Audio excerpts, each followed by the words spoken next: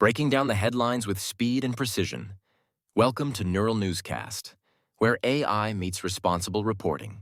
Get ready for a deep dive from Neural Newscast. I'm Laura, your health specialist, and Robert, your finance correspondent, is here with me as we delve into today's subjects. The Library of Congress has a note that reads, "On this day in 1746, Robert R. was born."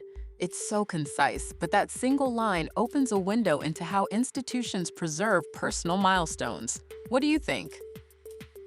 Absolutely, Laura. Even a brief entry has value.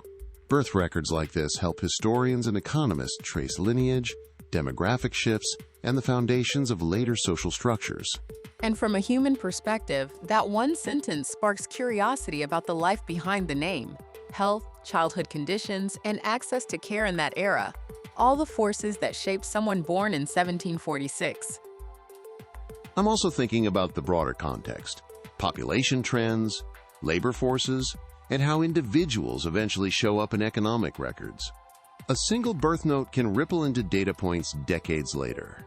Archival brevity can actually spur storytelling. We start to imagine Robert R.'s daily life, his communities, and how 18th century public health realities might have influenced his path. And archives like the Library of Congress make those dots accessible, which is crucial for historical research and economic analysis. Concise entries still fit into the larger puzzle. That simple phrasing, "was born," reminds us that history preserves beginnings as much as accomplishments. There's empathy in acknowledging origins, even when details are sparse. Sparse, but reliable, the record gives us a fixed anchor in time for further inquiry. And anchors matter. They let us map trends and verify narratives as we build broader interpretations. For listeners, I hope that small note nudges a sense that every life matters to history. Even a two-line entry connects us to centuries of human experience. And for anyone tracking long-term societal change, it's a reminder that granular records, births, loans, ledgers, collectively shape the story we tell about past economies and communities. Stay with us, more deep dive exploring coming up. Today we celebrate the birthdays of Anders Celsius, 1701, Bruce Lee, 1940, and Jimi Hendrix, 1942. Interesting trio: science, martial arts and film, and music. You mentioned we'd take a closer look at Anders Celsius today, right? Yes, let's dig into Celsius, the Swedish astronomer and physicist behind the temperature scale we still rely on. His work in meteorology and measurement changed how we understand the environment.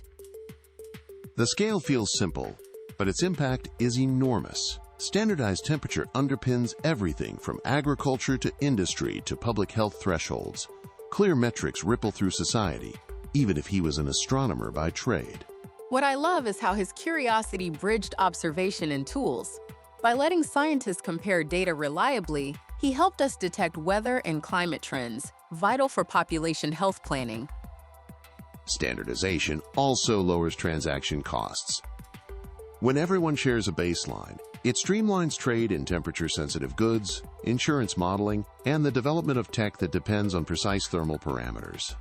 And he wasn't working in isolation. He was part of a community refining instruments and methods, and that collaborative spirit helped transform meteorology from anecdote into rigorous science.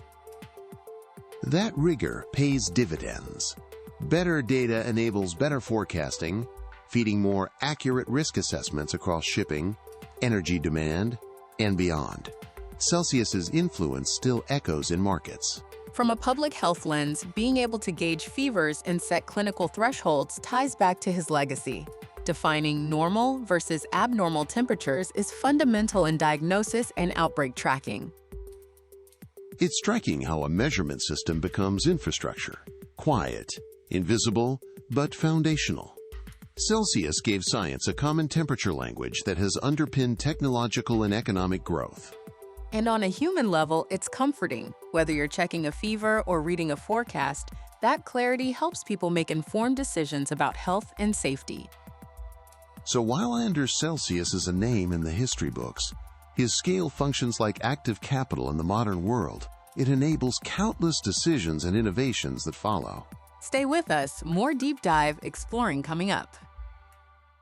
Fast, reliable, and powered by the future today. This is Neural Newscast. Catch every episode at nnewscast.com. And we're back with more from Neural Newscast Deep Dive. Quick fact: on average, Americans' favorite smell is banana. Interesting. Banana takes the top spot. I would have guessed vanilla or fresh bread. That preference hints at shared sensory comfort: familiar, warm, and a little nostalgic. From a market angle, insights like that can shape product decisions.